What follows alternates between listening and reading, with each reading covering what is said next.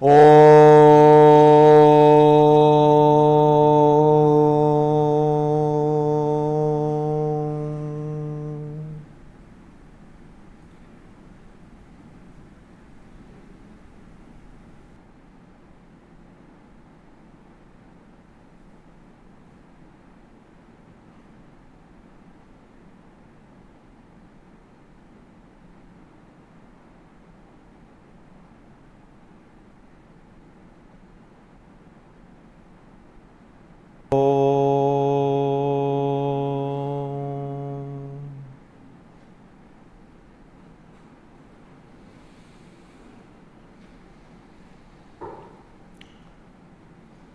We will chant the Shanti mantra. Please repeat after me.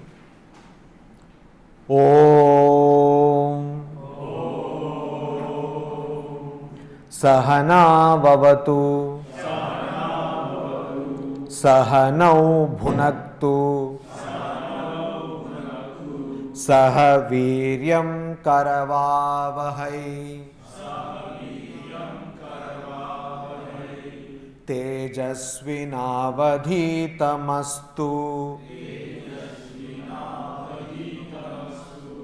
Ma Vidvishavahai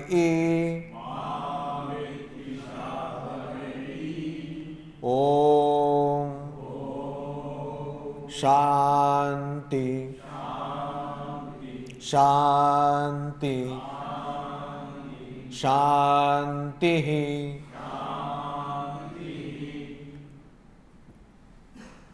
We were discussing the text Tattva Bodha, which is an auxiliary text also called Prakarana Grantha. Prakarana in Sanskrit means section or a part. It can also mean a chapter. So Prakarana, particular part or section or aspect of Vedanta. Prakarana means particular part or chapter or section or aspect here of Vedanta. Prakarana can be of anything, and here it is of Vedanta. In English we loosely translate it as auxiliary text. Auxiliary text. So such texts are useful to make us understand the concepts of Vedanta, as are such texts useful in understanding various concepts of different other subjects. So if you have to study postmodernism, you can go to the bookstore, online or otherwise, and purchase a short introduction to postmodernism. So you will get a fair idea what is postmodernism about without even reading even one text by the original thinkers in that field. Similarly, if you want to know about Vedanta, you can study any Prakarana Grantha like Viveka Chudamani. Viveka Chuda. Chuda means the top part is called Chuda. Usually in a human body it refers to the head. So Chudamani means the crown jewel which is kept on the head. So this again is loosely and famously translated as the crest jewel. Chudamani. Mani means jewel. It can also mean a stone, precious stone, gem. Viveka Chudamani, the crest jewel of discrimination or discernment. So similarly, you have various other texts like you have studied here. Aparokshanubhuti. Aparoksha Anubhuti means knowledge which is not mediate, immediate knowledge, knowledge without the help of a secondary medium. Aparokshanubhuti. So Paroksha Anubhuti is a knowledge which comes through some medium. Aparoksha Anubhuti is knowledge which comes without a medium. So that is also a text on Advaita Vedanta. Ashtavakra Samhita, another text on Advaita Vedanta, auxiliary text. So there are plenty of auxiliary texts which help us to understand the wisdom which is contained in Vedanta or in the Upanishads, which are nothing but Vedanta, or in the Brahma Sutras, which is an analytical text. So similarly, we were studying the text called Tattva Bodha, which is very introductory in nature. Why? Because it, in simple questions and answers, helps us understand basic tenets or basic concepts and principles of Advaita Vedanta, which we should know before we proceed to study any text. So there we were seeing the qualifications of a person who is aspiring to get the knowledge of self. Atma Jnana. Atma Jnana. Jnana means knowledge, Atma means of oneself. Atma Jnana. So anybody who wants to have a doubt-free understanding of one's own personality should have these qualifications. And what are they?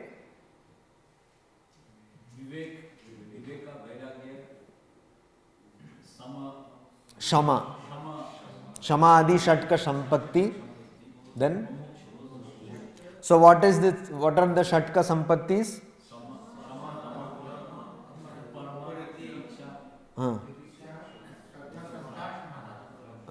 So we saw up to Shraddha. What is Shraddha? Guru Vedanta Vakyeshu Vishwasa. So having the faith, unshakable faith on the sayings or teachings of teacher and also the manual or the scripture is called Shraddha. Now we come to Samadhana. So earlier I just want to go back to one point. We just saw what is Titiksha. What was the shloka from Viveka Chudamani for Titiksha?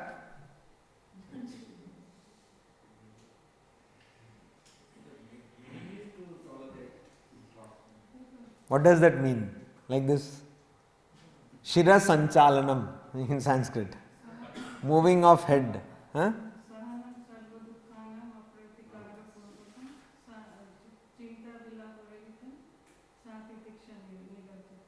Wonderful. Clap. Chote bachche taliyam. So you see, this shloka has been told here, I don't know how many times. So at least some retention should be there. If every memory is going to be in RAM only and not in a hard disk, then it's a problem. So, Sahanam Sarva Dukkhanam Apratikara Purvakam Chinta Vilapa Rahitam Sa Titiksha Nigadyate. Sahanam Sarva Dukkhanam Apratikara Purvakam Chinta Vilapa Rahitam Sa Titiksha Nigadyate. Nigadyate means it is known or called or said to be or described. Sa, feminine gender. Titiksha, Sa Titiksha is called as Titiksha. What? Sahanam, forbearing. Sarva Dukkhanam, of all sufferings, of all kinds of suffering. I will forbear only sufferings which I get in the classroom or in the office, but not suffering given to me in my house. That will not do. So, Sahanam Sarva Dukkhanam, all kinds of suffering. Apratikara Purvakam, without reacting, without any reaction. Chinta Vilaparahitam, and also not thinking of that, and also not lamenting on that, not bickering about that, nagging about that. Chinta Vilaparahitam. So it is very easy to not react, but not think, difficult, and not nag. So we have some suffering, we somehow keep quiet. After 3 days we find a friend, and or nowadays there is an FB posting, big posting that why this world is so bad. So this we should not do. Now this, nobody asked the question, but because you are all so nice and don't ask any questions, I will myself raise a question. What about violence? What about violence? Hinsa. What about violence? So, apratikara purvakam. That is why again we saw that you see this titiksha should be taken in connection with swadharma, that is uparama. Uparama means swadharma anushtanam eva. Indeed, it is the performance of one's own dharma. In combination with that, we should understand this titiksha.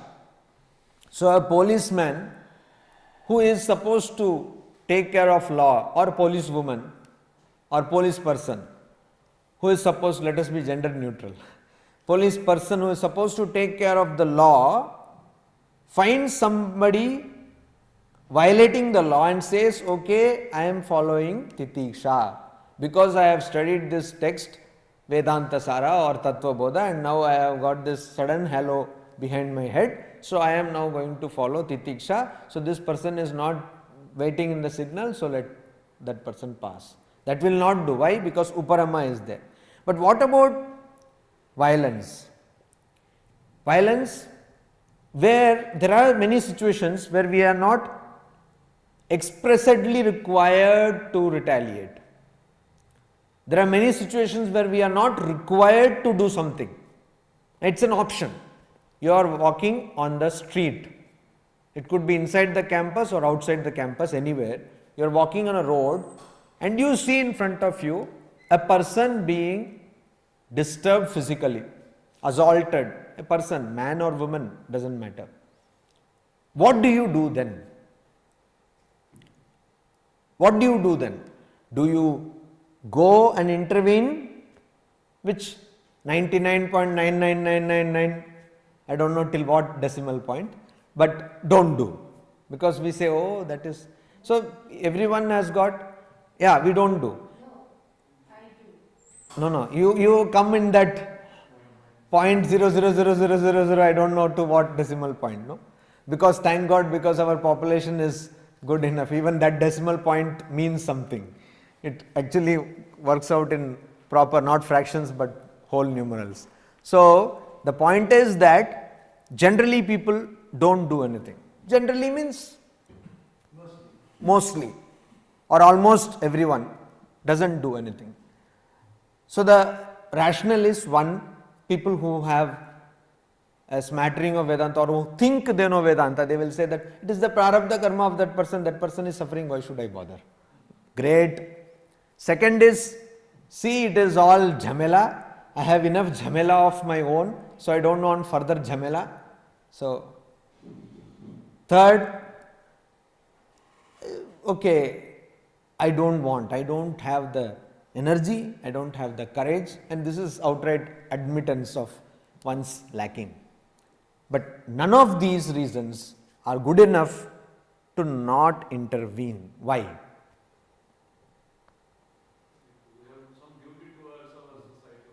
We have some duty to our society. Any other response?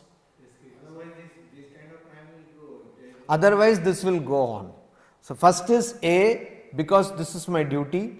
B, if I don't do anything, then this will increase. Any other?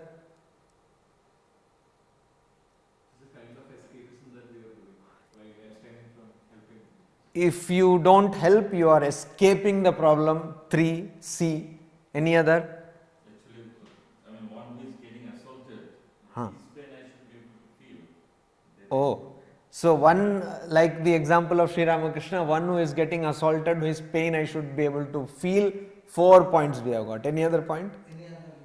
Yes. I may also have the same problem. I may also have the same problem, so somebody will walk away without carrying 5. Then any other? So, first was, it is my duty. Second was, if I don't do, it will increase. Third was, it is escapism. Fourth was, I should be able to feel empathy or pain of that person. Fifth is, I may also have the problem. Any other? reason why I should intervene and do something, help, or maybe somewhere we must spoil the situation further. But anyway, intervene in the situation. Yes. May I say something? Why Yes. some people are not intervening? No. I am asking why we should interfere. What is the reason? Sometimes I cannot control myself. No. I am not asking that. I am asking that this. It is some sort of spontaneous. No. Why should we do it? What is the reason why we should do it? Why we must do it? Yeah. There won't be any solution of such a problem. No, then you are telling me why we should not do it. I am now concentrating on why we must do it. Let us not digress. Yes? Because if I don't do anything on the situation, Huh. it may hurt me after some time. How does it hurt you? Yeah, regret. Regret. Great. I don't know whether those kind of people still exist in this world, but anyway, thank you that you thought that way. So he talked about empathy. He talked about if I don't do it, then what if I face the same situation? Now he says that I will have a sense of guilt later on. Okay. Any other reason? Now this is a bigger problem. I am talking about a thing which is a big problem. This is not just why you should intervene in this, but this is the problem of morality. Why should we be moral? Why should I be good? Why should I speak the truth? For all we know, persons who speak untruth are keeping well in the society. That is what generally apparent observation is. People who befool other people have got enough money. So that is the apparent observation. It may not be a true thing, but so why should I be moral? Why should I do good? What is the reason? It gives mental strength. So if I help somebody, it gives mental strength. Very good. Why does it give you mental strength? You feel peaceful in mind, really. You are walking and then there was some problem and you go there. Now for the rest of your life you will have to go to court and police station. Does it really give you peace? I don't know. Practical.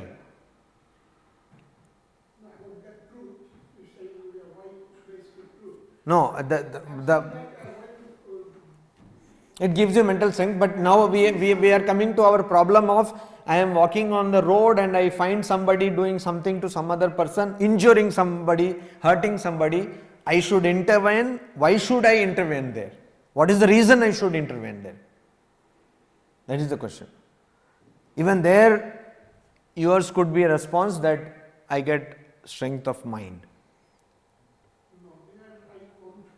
Okay, you don't get strength of mind. Final. Withdrawn. What I am saying that you suddenly you are seeing that somebody is beating somebody.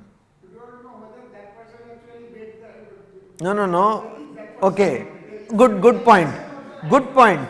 No, good point. You know for sure that this person is committing injury. Good. Your point is good, but you know here for sure that this person is doing a harm. Then why should you do that? Why should you do that? That's the question. Why should you do that? Now there have been many responses. One is also yours can be one, that it gives strength of mind. Is any other? No, that already he has told. Sense of guilt will be there. Because that situation actually disturbing the peace of that area. How does it bother you anyway? How does it bother you?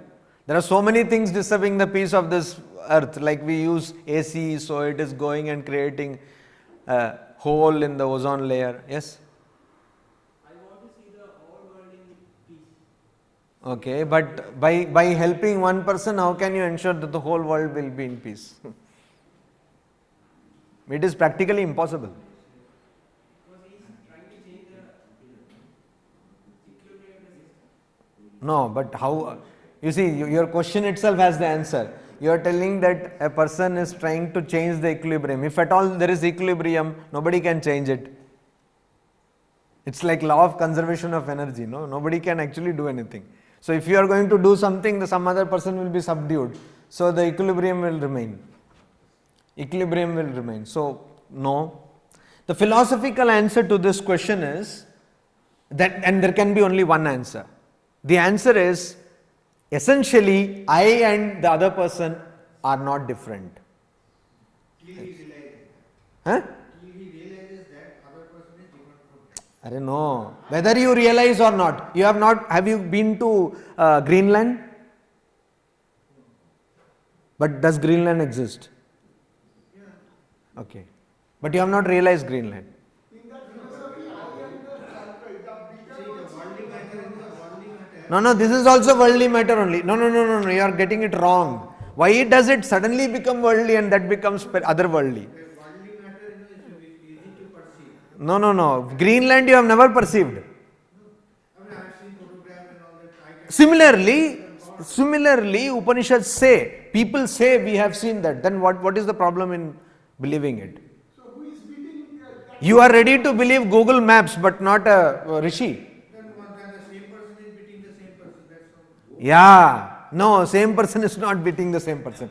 You see, any person who has an affirmation of selfishness, any person who is making an assertion of body and mind is going away from your true nature. So when a person is beating another person, he is telling that other person that I am the body, you are also the body, and they are going away from the true nature that you are not the body and the mind. And you are not different from the entire universe, and that is why you need to do good to others, because this is the only way in practice. You see, philosophy is one place, but in practice, how do you practice Advaita Vedanta? Only way of practicing Advaita Vedanta is when you can have a feeling of oneness with the apparent other. I say apparent because the person is actually not other. We know from Advaita Vedanta that Brahman is there, and because of ignorance we see so many people or so many things. So how do I know that actually everything is one? When I only know that it is only apparent and in reality there are not many people. And this I can do. So it is like if you get a sore in your hand, if you get a wound in your hand, will you not nurse it? Will you not take care of that wound? Yes, you will take care. You will definitely take care of that wound. Why? Because it has come on your own hand. Exactly. So similarly, it has to be taken care because it is part of yourself. So I have to say, Yes. I find that most of the common people, if say 99, they are really good. Now what happens, the violence, They are not good. let me say complete. Not, The question is, that situation is that nowadays all that violence are created by organized body. Now suppose there is one person is beaten and one by one, then definitely easy to fight. Now there is a organized party, people are coming, you don't know how many people are after them, because any kind of violence is whether it is by party or is it anything, is organized, not many people. See, So you cannot fight, usually one person cannot fight with the organized. That's why they are becoming little afraid. you see what you are telling. It's not that they are mentally, bad. It's not. No, what you are telling is the same reason why one should not get successful in getting into IIT. The same reason I can quote. Yeah, I can quote. It is individual. It is purely individual effort. No, I can quote. I can say that there are so many people earlier on when I was young, 20 years back, not many people appeared for IIT. Now so many people appear. It is so much of competition. Even if I do, the number of seats are less, but I have to practice, and some people are practicing since 6th class or 8th class. I am not doing, and they get good coaching, and some places they get so much talented people that they are giving coaching so that the questions they know and all that, but questions are not leaked or something. But anyway, blah blah blah. All the reasons which you gave can be in one way or another put for anything which requires excellence. If you think about it, you will agree with me. Yes, correct. Exceptional people can fight like Kejriwal is fighting. So, we are talking about Advaita Vedanta, understanding self-realization. Yes, you have to be exceptional. And why you should not be exceptional? You don't give me reason why you should fail, you give me reason why you should not succeed. Why you should not be exceptional? Manushyanam sahasreshu kaschid yatati siddhaye. In everything exceptional, like getting into IIT also, then also fighting with the organized body, everywhere one body cannot become excellent. Somewhere one become excellent. No, you are not getting the point. Why should I? Then you just accept that you are the body and the mind. Not body mind. Because of that, I don't have the courage to fight with the organized. No, why do you need the courage? That is what Swami Vivekananda says. You have got every potential in you. What does that mean? You see, we kind of limit ourselves. The moment you limit yourself, Advaita Vedanta is over. Advaita Vedanta is, actually truth is limitless. Why do you want to create a horizon? Where is the horizon? Where is the zenith? No. In truth also it is not there. What you are telling, the same logic can be applied to any field of life, not only for fighting in social this thing. It can be applied to any field. It can be applied to relationships. It can be applied to mind control. Oh, controlling a person like that, intervening there is a piece of cake compared to controlling mind. Imagine controlling your mind. You cannot. It's very difficult.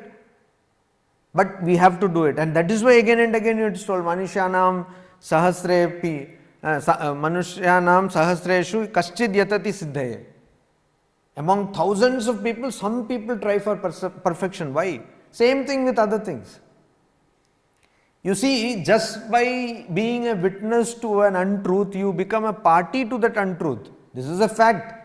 You cannot say that this is not done. Why does the Upanishad, why do all the scriptures need a strong ethical framework to begin with? They could have started, okay, I don't bother whether you steal, whether you don't talk truth, but you can follow Advaita Vedanta. Nobody says so. They say no, you have to follow these things. Why? Because if you are not doing this, if you are not following ethical framework, you are not believing that you are not the body and mind. You are harping on the existence of your body and mind, and then you cannot come to the stage of mumukshutva. When you want to liberate yourself, that is not possible. You can say that I am bound, oh this is what I can do, this is my limitation. Fair and well, but then this is not for you. Then this path is not for you. It cannot be that you say that I am bound.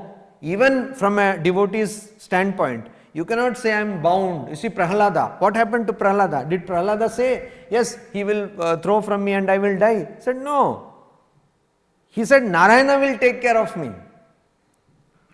Seemingly impossible things become petty if you have faith either in a personal God or faith in Brahman or faith in the scriptures. That is why again Shraddha is emphasized.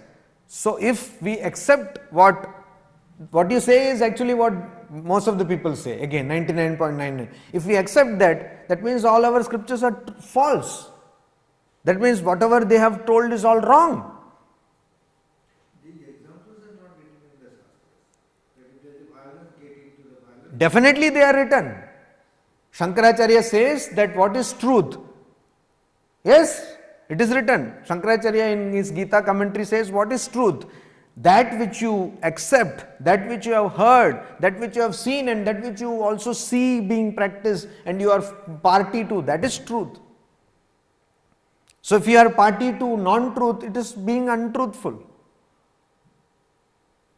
You cannot turn, why Swami Vivekananda says that you see people suffering in front of you and you are sitting in the Himalayas and doing meditation. It is better to go to 1,000 hells than to do this meditation. Why does Swami Vivekananda says? Just for oratory? No. There is a significance behind that. Your existence is not different from the other people's existence. By being, by secluding yourself and saying that I am comfortable or I don't want into, I don't know what is the mafia behind that, I don't know what is the organized crime behind that, so I don't intervene. By saying that, you cannot yourself become safe. You have to understand that this unity means unity of everything. This is the core thing. This is the whole core of Advaita Vedanta, and also particularly this is the core of Advaita Vedanta as practiced by Swami Vivekananda or Sri Ramakrishna or even Shankaracharya. What was the necessity of Shankaracharya to reconstitute Hinduism? What was the necessity of Shankaracharya, who told about Advaita Vedanta to bring reforms? He brought what is called Shanmata, 6 types of worship in Hinduism, and then he arranged the orders of monasticism into Dashanama Sampradaya. What is the necessity? Because unless this suffering is alleviated, where is my existence? Other than there is no other, only I am there. This thing is very difficult to understand, because we always are thinking ourselves as separate from others. That is the core problem. Swami Vivekananda, that is why in his Jnana Yoga lecture says, we are afraid of losing our individuality. We are always thinking ourselves separate from others. I am not separate. Why Buddha was ready to take a food which he knew will make him sick? Why did he said that I will give my life to the Kapalikas? Unless that sense of unity comes, unless that vision of broadness comes, we cannot. And in this age, Swamiji said that when the Sri Ramakrishna's birth anniversary was being celebrated, and somebody said that these people, drunkards and prostitutes, are coming to his thing, so we gentlemen Bhadralok are not able to go. Swami Vivekananda was informed this, and he wrote in a letter that tell them that Sri Ramakrishna came only for them. He came for them, and we don't need any Bhadralok. If they don't come, it is all right. We don't need the gentry here. He wrote in Bengali. So how does that kind of idea come? Because all these distinctions of somebody being a drunkard, a thief or a prostitute is what at a surface level. Somebody being a mafia you see because you are afraid, because you think you are the body, abhinivesha. If you don't think you are the body, you will not be afraid. It is all translatable or relatable to, you can take it back to that whole idea of body-mind complex.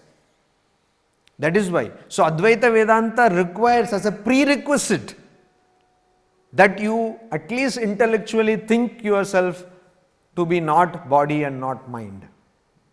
That is how you can practice Advaita Vedanta, and today's pluralistic world needs us to go beyond all kinds of boundaries, because already in workplaces you have to work with people who are non-Indians. You have to, even among Indians, you have to work with people from different cultural backgrounds, different linguistic backgrounds. So already we are in a conglomeration of things. So we have to come to an understanding of religion, we have to come to an understanding of humanity, which is way beyond any distinction. And that we can do only when we stop. See what happened in the case of Nirbhaya's this thing.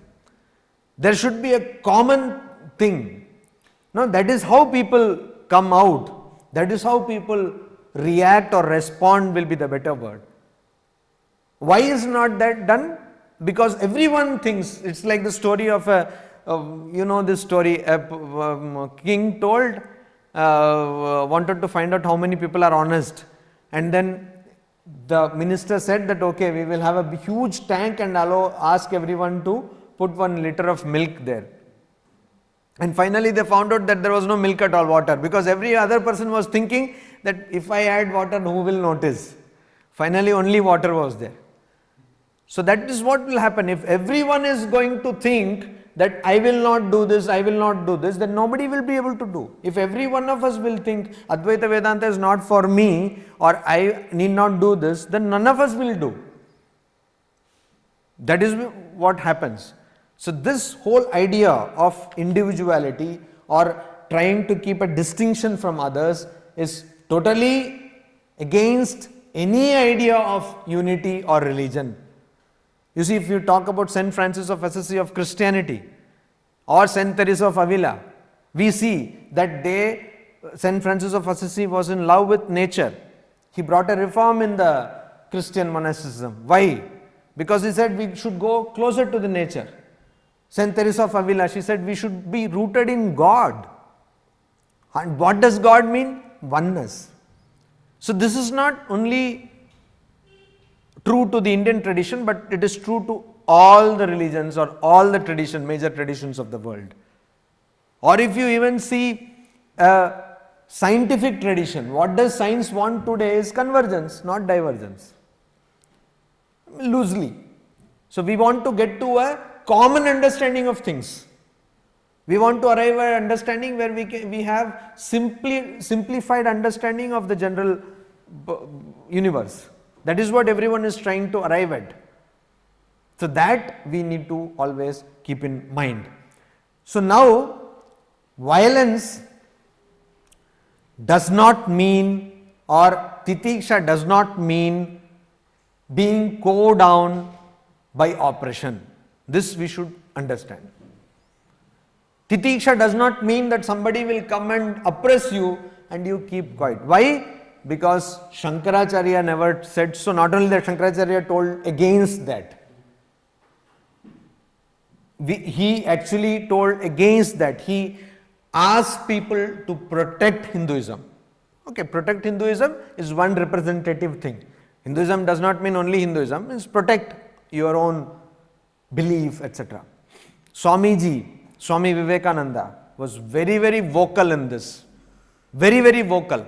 He said that you should have faith in yourself, and in his own life, he showed many times, many incidents. Like there was a person who was constantly abusing India, Englishman on a ship, and then he took him by the collar and said that I will throw you overboard if you keep on talking like that.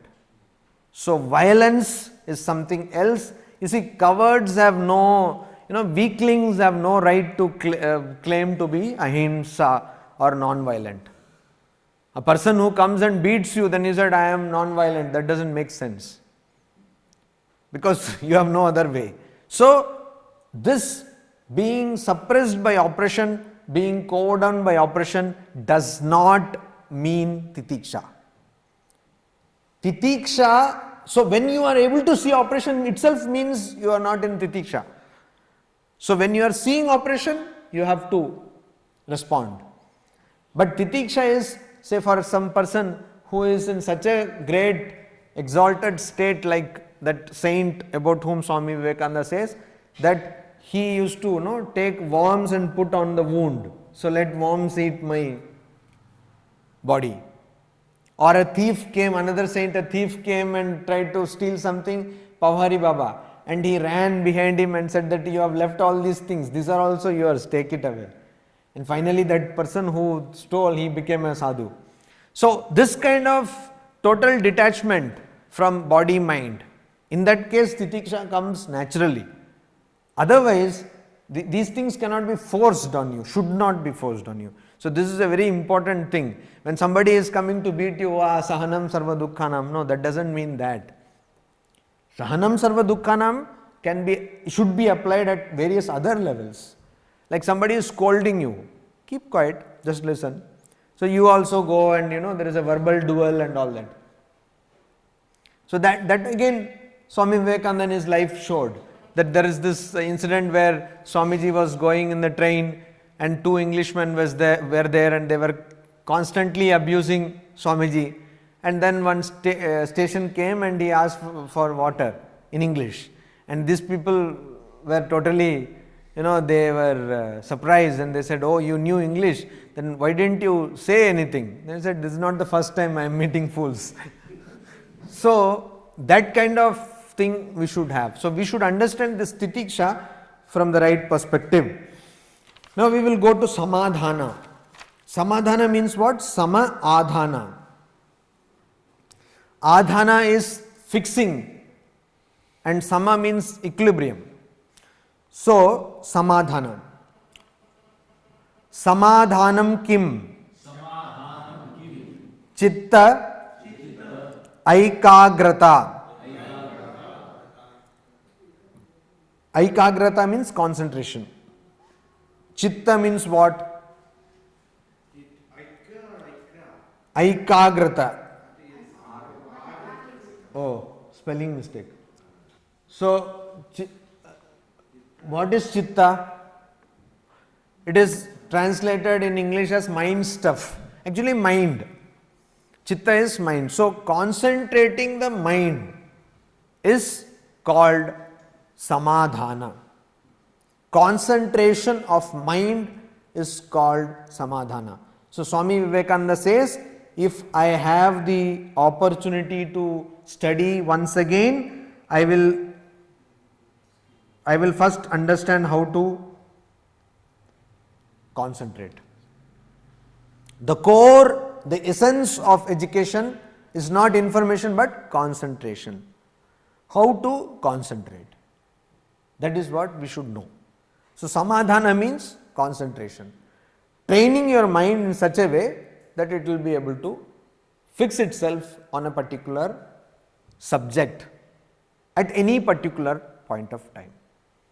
At your will, you will be able to fix the mind on a particular subject at any particular time. So, what does that mean? So, now I am watching a movie. After half an hour I say, okay mind, now we have watched the movie, now let us read this, what is the particle physics or something. So, immediately mind will start reading particle physics.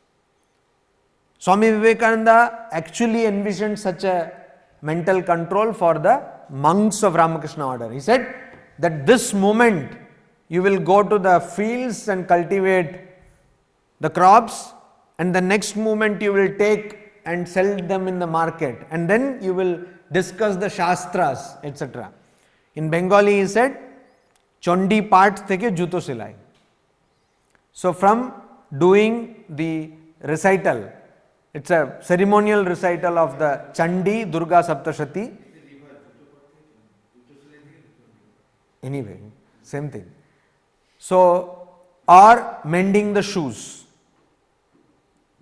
So, this is the range, you see, mending the shoes. So, similarly, you are given all kinds of work. The Swami Swahanandaji was there, who was in Hollywood when he passed away, and he did tremendous work in America in preaching Vedanta, and he was also the head of the center at Delhi, and he was the editor of Vedanta Kesari.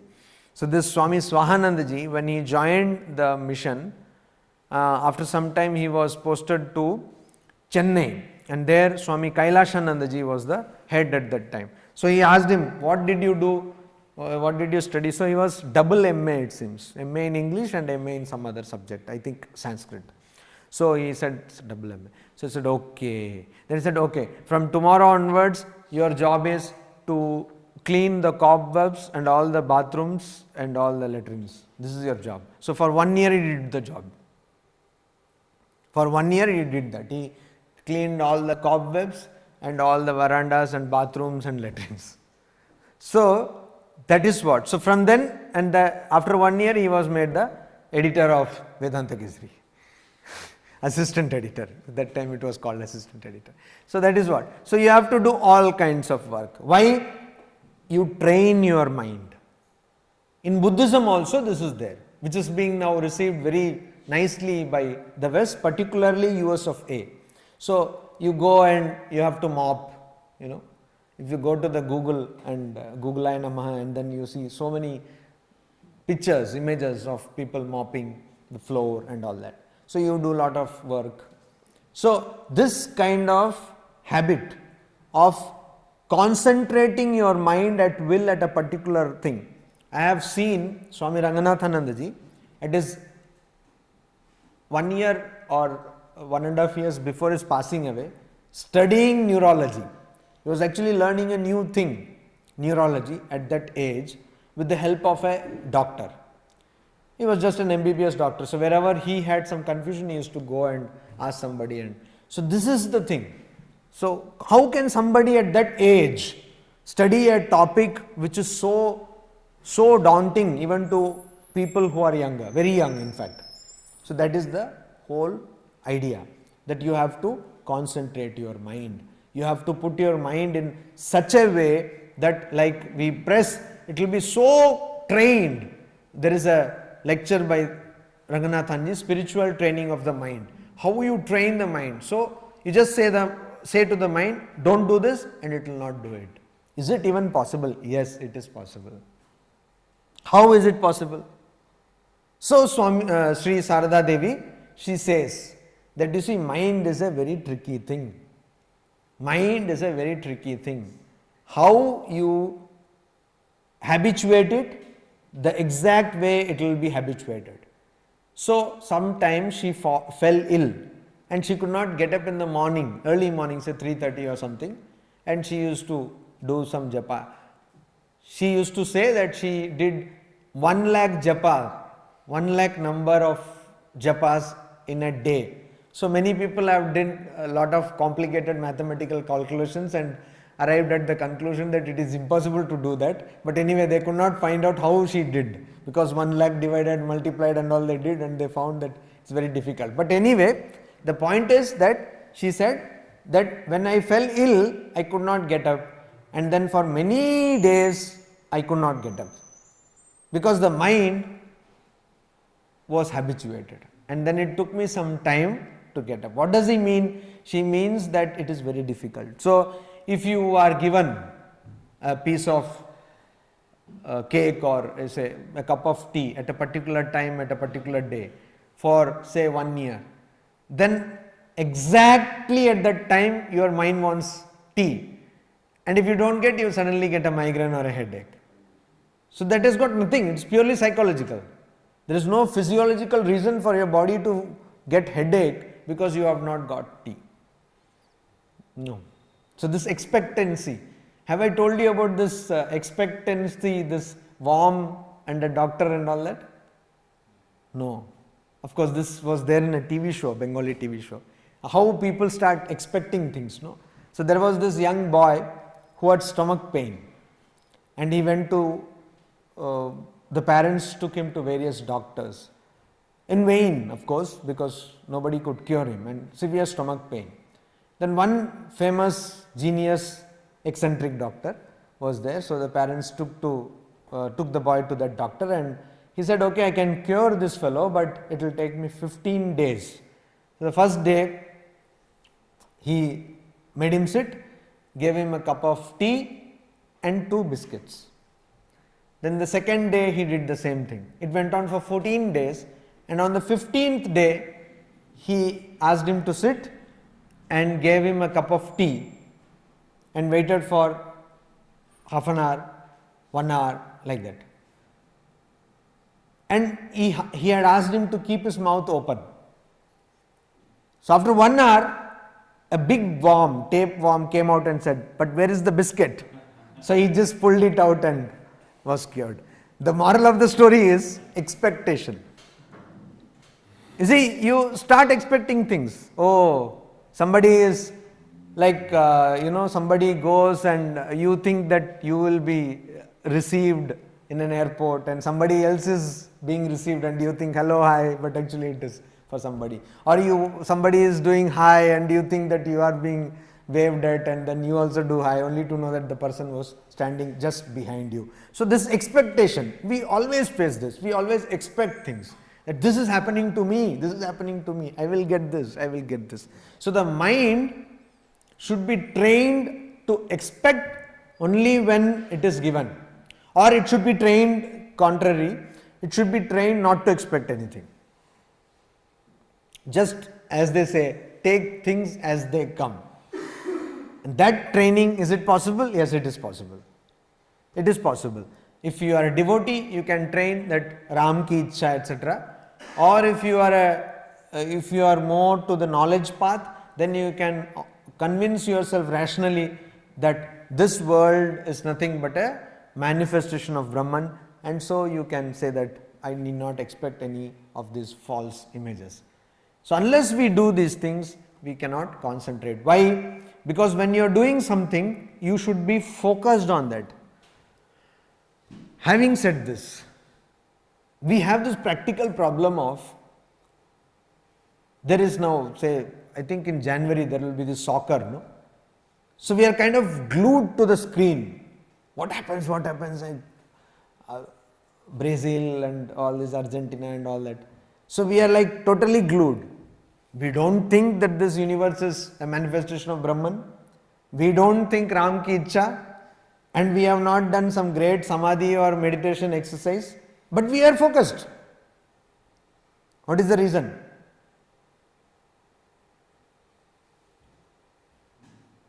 Deep interest. Because we love it. That is the key word Swami Vivekananda says, love. We love it. You see, generally we think, oh, concentration, I should meditate to get concentration. No, not necessary. What you need is, you should love the subject. Love the thing what you are doing. Automatically you will concentrate. You don't need concentration to probably watch what? Big Bang Theory. You love it, so you will watch it. You don't need concentration. So how will you love something which you don't like? That is the question. Because in practical life, you have to do so many things which you don't love. Seriously, you don't love those things. But you have to do for RKM factor, no? Roti, kapda or makan. So for this RKM factor, you have to do so many things which you don't really like. But RKM we love, no? That's the RKM we love. No, but how do you do it? That is, you can learn this from many people. This aspect also you can learn from the life of Steve Jobs. One example. You see, he loved art. He loved design. He also loved technology, but like he used to like to say that he used to be at the intersection of art and technology. I am quoting Steve Jobs. So, when I don't like something, I try to connect it to something which I like. Why is iPhone so popular? Not only because of the features, but more because of its simplicity, because of its design. Why is iPod so popular? Not because of only of the feature. You see this thing, what is that track thing? That is unique to iPod, no? Mac, it's all, I am not a brand ambassador of Apple. So it's all very simple and the design is user friendly because that person loved design. He loved art. So if you love music, you can't be always in a concert, or probably you sing and people run away. That may be a fact. But what you can do is, you can connect your working place with music. You can have a channel music. You can keep some what you call Sennheiser headphones, or even if you have more money to spend, then you can have what is that? Bose headphones. They are really costly. You can have them on the head, or if you don't have money, then you can have just creative and put it and listen to the music and do work. And you can connect even jobs which are so drudgery like accounts. Believe me, it is real drudgery. So you can put it, but with Manna De singing on in your ears, it's wonderful. See, that's how you connect. People, desktop reflects your personality mostly. So you can arrange your desktop, you can arrange your physical desktop also. You can connect, and if what you do does not give you love, you bring love into that. So some people like cooking. So if you don't have cooking, like if you're not a chef, then try to bring cooking into what you do. Try to bring various elements of cooking into what you do. Swami Vivekananda says that every fool can do a job which one loves. The secret is to love the job one has to do. I am paraphrasing him, but that is what he says. The secret is how to love the job one has to do. Everyone can do the job that one likes. That's not a big thing. But the secret is how to like the job which I have to do. That is the secret. And you bring these elements. And if you do it, you will concentrate on the job. Means you will automatically concentrate on the job. You will not have to be told separately to concentrate. For example, at this very moment, if there is a wonderful biryani cooking somewhere, no, and this is a closed hall, and say we have this aroma coming in, even without our wanting, a major part of our sensory system will be occupied with that aroma. It will be. whether you like it or not. So similarly, this is the focus of concentration. So now we should again go back to our classical, one of the classical examples of mumukshutva, deepta shikhavat, means that you feel so much fed up with this world as though your head is on fire. Why is that imagery given? Because unless you are fed up so much, you will not love spiritual practices. You will not love controlling your mind. You will not love titiksha. You will love because you are fed up with this world. You are fed up with this again coming and coming. Sansaram eva nissaram. You know for a fact that this world has no essence. It is inessential, it has got no essence, it has got no core, coreless, it has got no pulp, it is hollow. When you know that, then jnana didrikshaha, then you are in search of knowledge. So this thing is very important. Only when you will love your goal. What is the goal? That you get liberated. Only when you will love that, you will be able to automatically love controlling your mind. Now then nobody needs to say. So how, again, coming back to our this thing, that it is possible for everyone who loves mumukshutva, who loves this goal of getting moksha, liberation, to love all these things. But what about people who do not love that? That is why the scriptures give us so many examples of what happens when you are in this world. What kind of suffering is there? That is why again and again there are in Vivek Chudamani and also in other scriptures, other texts, you will see that there is so much of denouncing of the body, deha ninda. That this body is nothing, it is waste, etc. Why? Because then we will start, when we are told that we understand that the body is waste, we always see, then we will start loving, not coming back to this world.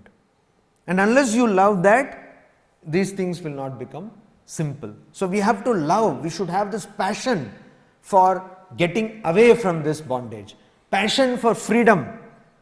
No, I want to become free. Doing what? I want to, smoke pot and booze and all that freedom. So as everyone, it is a very common thing, freedom of the senses versus freedom from the senses. So this freedom from the senses is necessary. Why? Because if you go into pot or booze or whatever, it only binds you. Because there is this big hangover, colossal hangover. Sometimes it is the hangover for life. So this you have to understand, and then you have this passion that I want to. Why do people learn? Why do people study? Not always with a utility. Like you are asking, no? Not always with a utility. Not all people study with a utility. That, okay, after some time we say that, okay, I am not studying for a job. I study because I want to know. Jignasa, jnatum ichha, this urge to know, jignasa, this quest, this yearning for knowledge. I want to know what is there in this knowledge, what does it talk about, what is this literature about, what is this science about, what is this philosophy about. I want to know, and that passion makes people study. Otherwise, why people stand in the middle of the night to get the copy of Harry Potter? There are so many things. They want to say that I got the copy on the first day. That is one reason. Another reason is they want to know, their head is breaking, what will happen to Dumbledore. Something like that. So this thing is very important, passion. Unless you have this tremendous passion, we cannot concentrate, and that is the next quality, which is called mumukshutva. Mumukshutvam is the next quality. Mumukshutvam kim? Moksho me bhuyat iti ichha. Etat sadhana chatushtayam. ततः तत्व विवेकस्य अधिकारिणो भवन्ति.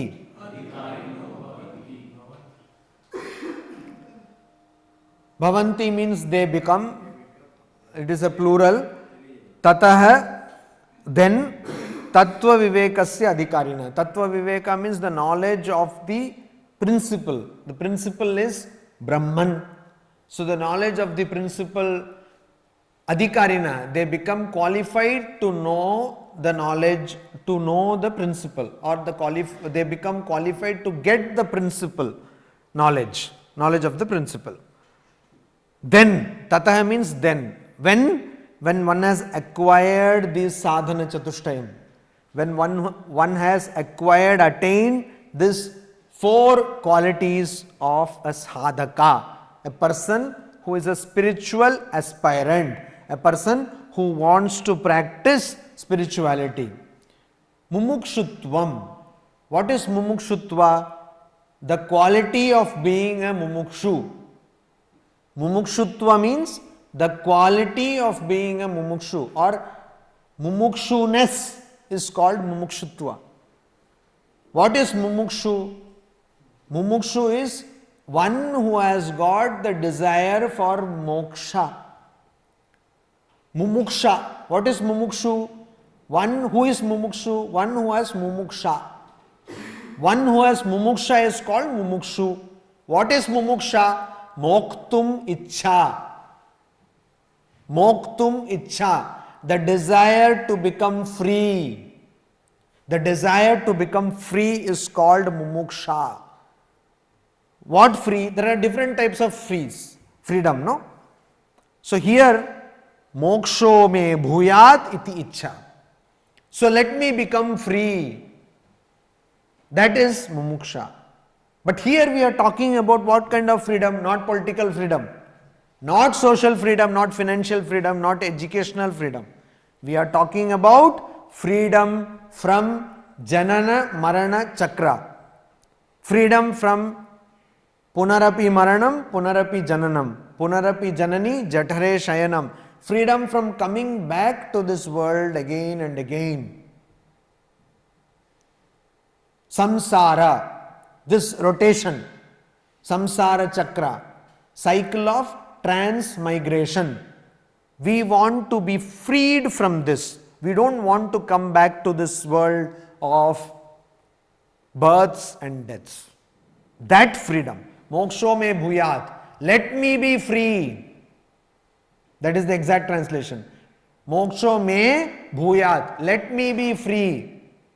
Iti ichha, the desire that let me be free. Forgive me, I don't want to come to this world. Aha!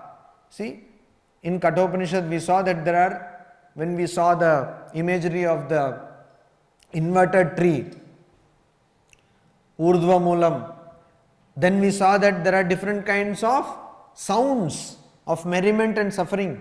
If you go to any hospital, just for a visit, I don't want anyone to be admitted. So just for a visit, then you will see that people are always crying and making sounds and all that. So much of suffering and pain that. So similarly, I have got enough suffering in this world. I don't want to. So Sri Ramakrishna says, even to understand this suffering requires evolution. How? He gives many examples. One example is camel. Camel does what? It eats cactus. Cactus has what? Thorns. And camel gets what? It cuts its tongue and mouth and bleeds. But then what does camel do? Again eats cactus. Mark Twain said, I stopped smoking 100 times. So like that. You have a party, you have a hangover, then what do? You again party. You know that this is, so it's like again that Facebook relationship cycle. Single, in a relationship, committed, married, complicated, divorced, single, but then you don't stop with single. You again go into a relationship. He gives another example, a woman who is in labor pain, she says that I will never ever give birth to conceive another child. But once that is over, she is so nice. So she says, wow, wonderful being a mother. Again, she goes into that. So this is the bondage. See, that is why Yayati said that you cannot put off fire by pouring ghee into it. It will only increase. So you cannot, we have this wonderful concept, most of us have, that first we should enjoy and then we will renounce. It never, bold, italics, you do all kinds of emphasis there, happens. You can also put shadow and all the color and all that, whatever you want to do. But it never happens. Never happens. Never. So if you want to renounce, you have to renounce. You cannot enjoy and then renounce. It never happens. You will only want a better body to enjoy more. That doesn't happen. So this we have to understand, and that idea, vyakulata, yearning for realization should come. Will it come if I become a monk? No, it will not come. Will it come if I do social service? No, it will not come. Will it come if I go into some exalted profession like a scientist? No, it will not come. Because Stephen Hawking, he divorced his wife after he became like this, no? So, and she served him for 18 years or 20 years or something, a long time. So it will not come. It has not to be confused with any kind of achievement, worldly or otherwise. Oh, now I can float in the air, I have got this yogic siddhi. Will I not get mumukshutva? No, you will not get. Mumukshutva will come not when you want to attain something, but when you want to leave everything. When you want to give up everything, when you want to give up individuality. So mumukshutva means, moksha means, liberation means not going anywhere, but leaving everything. That is moksha, and it is very difficult. That is why very few people even conceive of that. Say, oh, so what will you get? So you have become a monk, so now what will happen? So what position will they give you? That is the question which comes to mind. Just becoming a monk, you will not. So you should have this yearning, you should have this tremendous passion, you should have this vyakulata. That is why again that example where a sage takes his disciple and dips his head in the water and says, now how do you feel? You are gasping for breath. Exactly when you do like that. See what happens to people who are addicted to some substance, drugs for example. So if they don't get, they have what is called withdrawal symptoms. They cannot, their hands become convoluted, it is very complicated, it is very bad to see also.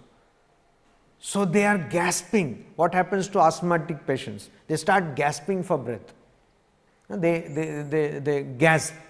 So that is the condition you should have when you are in this world. Only when you have that condition, you are qualified to get liberation. So there are some people who don't like worldly talk. So whenever there is worldly talk, they will get away. And of course, not many in number, but there are some people even now. So if there is a worldly talk, they will simply leave the place. They are not bothered. They are always thinking of exalted things. So that kind of thinking. So then you don't think of yourself as the body. Why? Because you don't want to come to this world. You don't want to be the body. You have seen so much of suffering that you don't want any suffering. I don't want enough. When you are taking food, what happens? You like, say suppose you like this payas, kheer. So they first give you, so you take. And then again they give you, again you take. But there is one tipping point. After that, if they give you, no. So there is a shloka kind of thing in Sanskrit. Sanskrit, there are slokas for almost everything. So if somebody says no, that means you give. Somebody shakes the hands and says no, then means definitely give. Two times you give, 2 spoonfuls. Somebody says that no, with hand and all that, then also you give. But somebody almost jumps on the leaf and says no, then stop. So I gave you the essence of the shloka. So like that, The same thing which you like, but when given in excess, you don't like. Then you don't want. You say, enough, enough, enough, I don't want. If you give me more, whatever I have taken will come out. I will vomit. So like that, you should feel for the world. You should feel that no, I cannot take more. If I take more, I will not be able to. So I have to leave this world. I have to not come to this world. Everything is anitya. I have understood that. And there is this example of Homa bird. So people have done a lot of research. Where is this and all that? Anyway, let us not go into those things. But there is a bird, it seems, in the Vedic lore. There is a mention of a bird. So this bird gives birth to, birds give egg actually. So the egg is falling. So very high, at a very high altitude. So the egg is falling. And because of the heat, it gets hatched and the small bird comes out of the egg. And it is also coming down, falling. And then suddenly it sees that it is going to dash to the ground and die, and it flies and goes away. So Swamiji Sri Ramakrishna gave this example to tell about exalted souls called Nitya Siddhas, like Swamiji. Said these people, they take birth and at a very young age they understand that this world is anitya. So whether we don't, even if we don't understand, because we are all taking so much dashing again and again.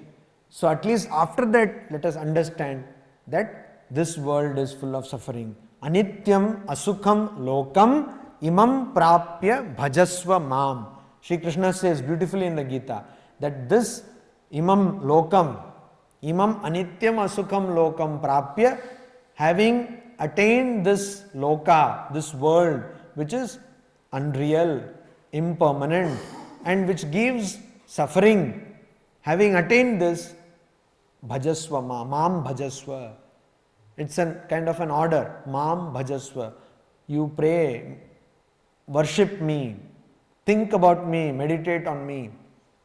So that we have to understand, and that is what is the preliminary qualification, entry level qualification to get into Advaita sadhana. Any questions? You said that you must love the one which if you don't like it. Love comes naturally, or there can be an effort to love something? No, that's what I said. When you are doing something which you don't love, try to connect it with something which you love. Love has to come effortlessly only, but what you love effortlessly, you try to connect it to what you don't love. Any questions? So this now, then what it is being told? Etat sadhana chatushtayam. So this is the sadhana chatushtaya.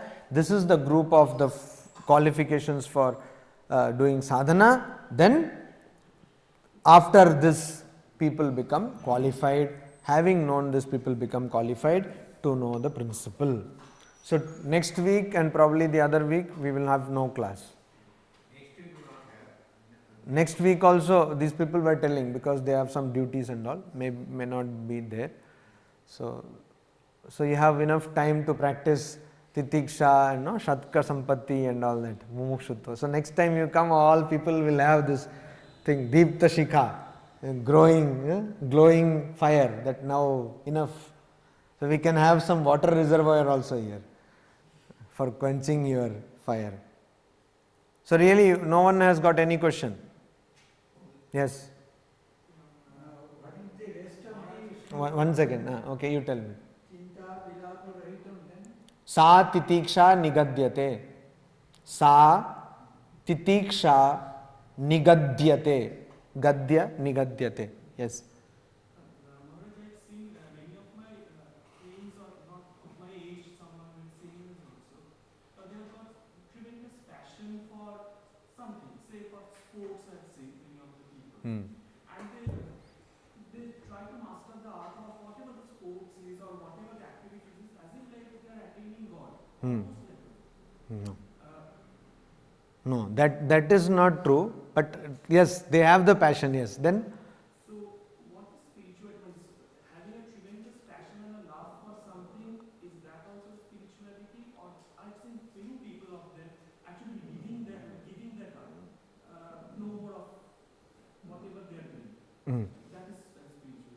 means? Spiritual word means anything which is not matter, anything which cannot be, anything which can be seen or perceived is matter. Anything which can be seen by the senses or perceived by the senses is matter. That which is not matter is spiritual. Spirituality is the search for the spiritual, means the non-material. This is very, even this concept is very difficult because all the time we deal with matter. I am talking to you, words are material. My body you are seeing, material. You are also there, material. But spirituality is the quest or path to attain that which is not material. So passion can be there for so many things, but all those passions you told are all in the material level. Only when it comes to the spiritual level that passion counts. Only one place this can happen. You see, in those sense organs we have, the most refined sense organ is ear.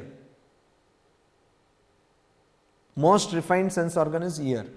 So only one practice is closest to spiritual practice is music. Music, and even in music, that is classical music. So Swami Vivekananda says music is the highest art, and to those who understand, highest worship. Ramakrishna many times said that if you find something great in someone, Huh. you can understand that, you can feel that somehow has some God's. No, that what he said is actually from the last shloka of Gita, Yadyad Vibhuti Matsattvam Srimad Urjitam Evava.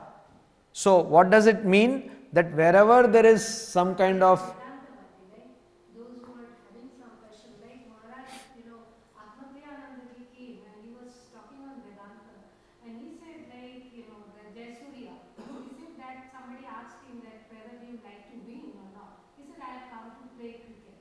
So I have come and I am playing. But that's also Vedanta. no. Anybody is having No. You see, as an example it is good, as an example for concentration it is good, but that is not Vedanta. You see, Vedanta outlook is I excel in whatever I do or I concentrate, that is correct. So in that case, Jayasuriya is correct, and as far as I know, Maharaj also meant it to be like that. As an example for focus, even now today when I talked about Steve Jobs, only as an example of how to connect what you love with what you probably don't love. But that is not Vedanta. You see, Vedanta will become Vedanta only when you want to understand your true personality. Vedanta will become Vedanta only, it will become Vedanta only when you want to go beyond this material thing. Otherwise everything will become Vedanta. No, passion, people have passion for acting, people have passion for cooking. There are so many really truly passionate people. We can take the example that is the passion we should have for spirituality, but that in itself cannot become Vedanta. Am I clear? No, I am not clear.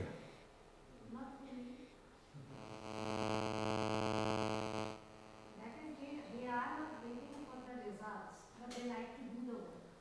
Yeah, that as far as selfless work goes, that is also okay, but They like to do the work, they are doing the work. They are not waiting for the results. result, yeah, for that example is okay, but that we cannot say is Vedanta. You see, Vedanta means you have to have that goal in mind.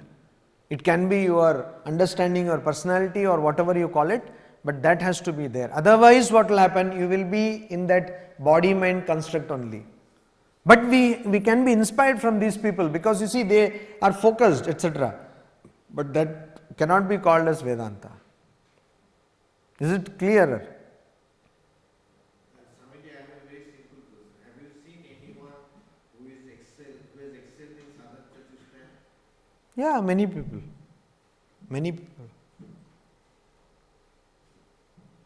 Of course, I would like to see that when I see mirror, but till now it has not happened. But many people I have seen. Many people I have seen. In each attribute, 10 out of 10. Of course, I am not probably the correct person to evaluate them, but yeah, I have seen.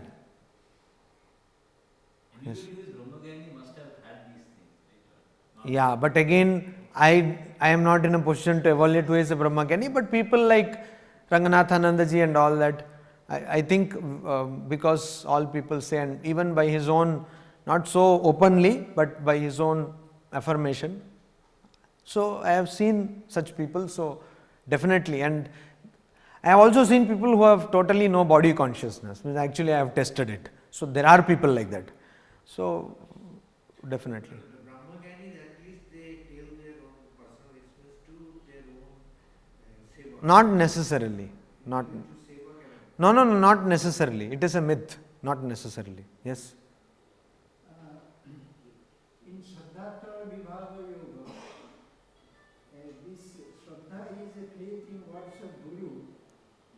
I could not correlate anywhere in any of the shlokas. Am I wrong?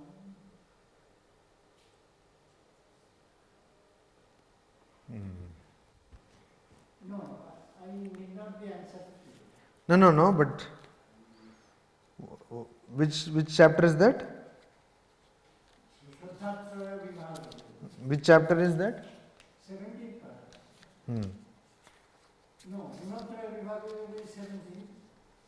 I think next or earlier. Earlier is Devasura Sampad Vibhaga Yoga. 17th is Shraddhatraya Vibhaga Yoga.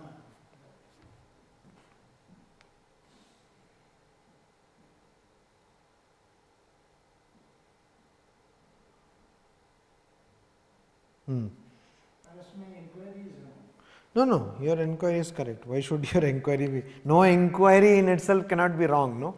Inquiry cannot be right or wrong. Inquiry is inquiry. That is logically wrong to say that inquiry is wrong. Standing in the premises of IIT asking for the address of IIT. Not wrong. Inquiry is okay. Yeah, correct.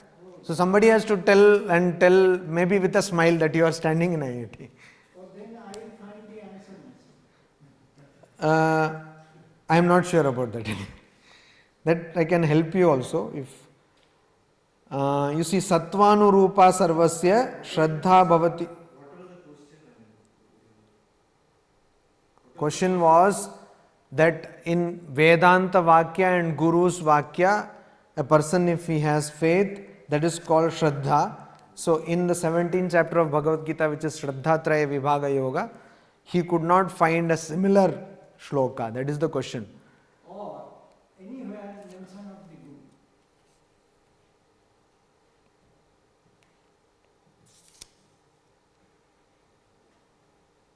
Anywhere mention of the Guru. It may not be contradicting, but I am confused. Of course. For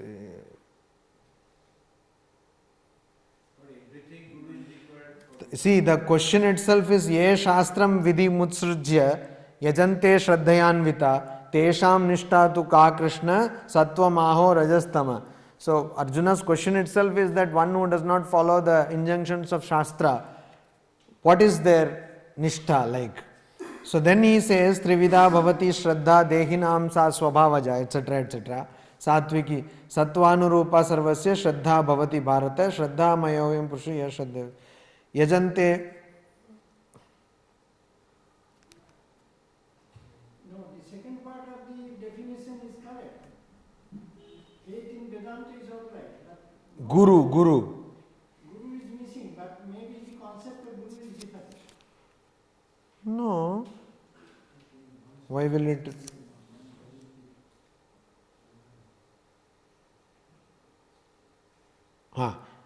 Devadvija Guru Pragnya Pujanam Shaucha Marjavam. 17th, 14th. So you see, because you brought the scriptures, no? So scriptures is usually traditionally somebody is going to tell, suppose you tell a lawyer that the Constitution of India is flawed, then the lawyer will lose sleep because that is the Roji Roti, no? So RKM factor coming to play. So you told that something is not tallying with the Gita, so I wanted to fix it up here itself. Anyway, so you see, Deva Dvija Guru Pragya Pujanam. Pujanam is a very big word which means Vishwasa. Of course. So there is no confusion. No confusion, I have missed that. Yeah, I see. So you said you could find yourself, so probably not. So what it comes to is, even if you stand in the IIT and ask where is IIT, that is not a wrong question, but we cannot be sure that we may know that we are standing in the IIT even if we stand in the IIT. That may not happen. Because Vedantic wise, Vedanta wise what? We are all Brahman, or it's not we are all Brahman, our true nature is Brahman, but we don't know that. Right? So somebody needs to come and tell that the necklace is around your neck, the necklace which you are searching for. Any other question?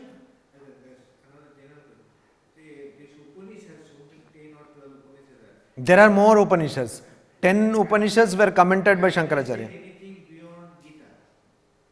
Many things have been told. Gita is just, many things have been told in the Upanishads. Yes. There are so many kinds of spiritual practices and all those things which are not in the Gita. Gita is a simplified version of the knowledge in the Upanishads. Gita is found in Mahabharata, which is an itihasa or a smriti. So that is why Gita is called Smriti Prasthana. Brahma Sutra is a logical analysis of some texts of the scriptures. That is why it is called Nyaya Prasthana. And Upanishads are parts of Vedas. So that is why they are called Shruti Prasthana. So Upanishads, definitely we cannot have such kind of gradation, but if we were to grade them, then Upanishads definitely should get precedence. Any other question? Okay. Om Shanti Shanti Shanti Hari Om Tat Sat Shri